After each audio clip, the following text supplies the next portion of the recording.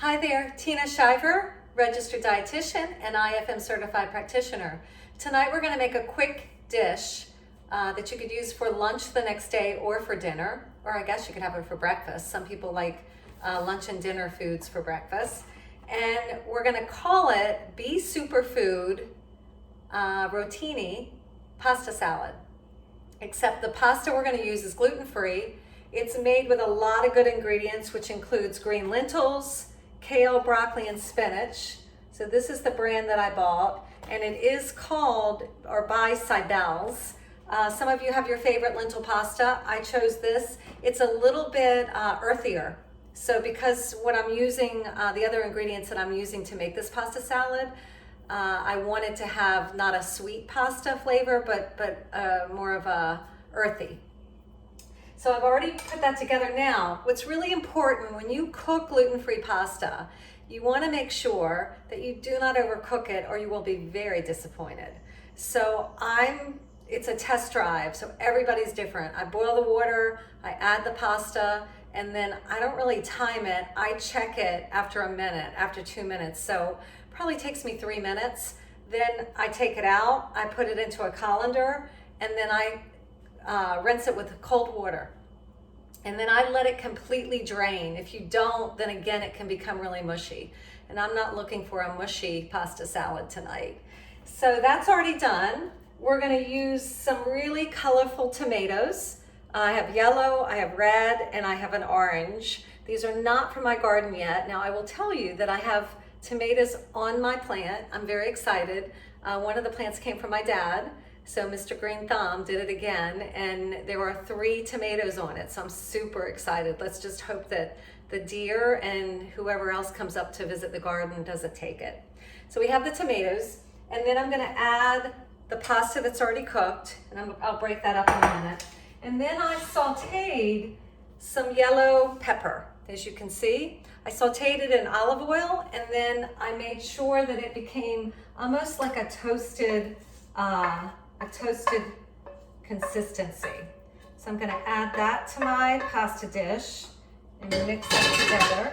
Now I've got a lot of yellow, so that's why I tried to choose more red tomatoes, because I wanted to have colors of the rainbow. So far, this is what the dish looks like. Then what I'm gonna do is I am going to add, I have parsley that again came from the garden, and this is a flat parsley, and I'm just gonna clip that in there. And then I also have some lemon balm. Love this. You can smell the lemon, it's lovely. So I'm gonna clip that so that we can have little bites of lemon. So that will go in there. And I like to use a lot of parsley for this dish, just because again, I'm looking to add a lot of almost Italian Mediterranean flavor. That's what this dish is taking on.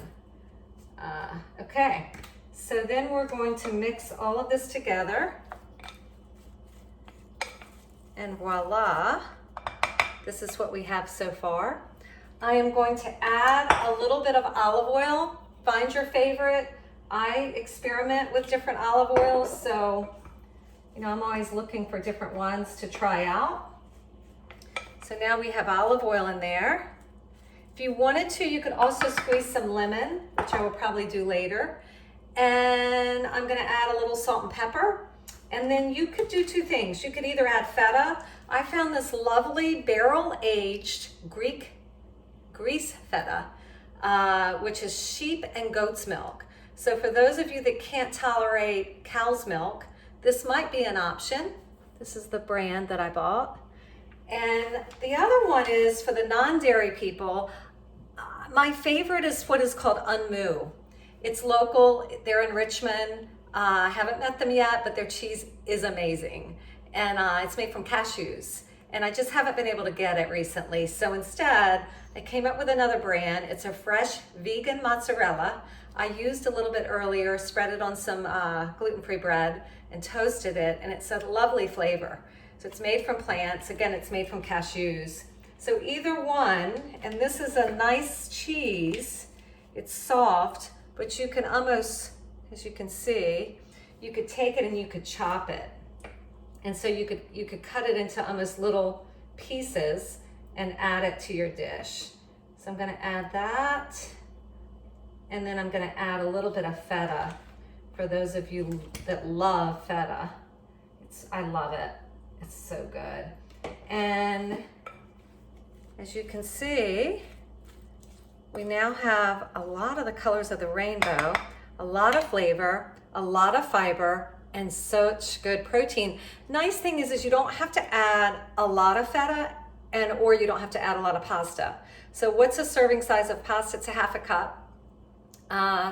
If you are trying to balance your plan out. So that's my dish. I'd add a little salt and pepper, and then you're done. And you will enjoy this at night with, what else would you add to this?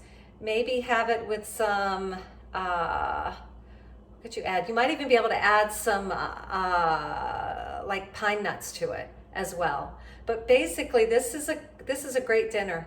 So enjoy, hope to see you soon, and please tune in again.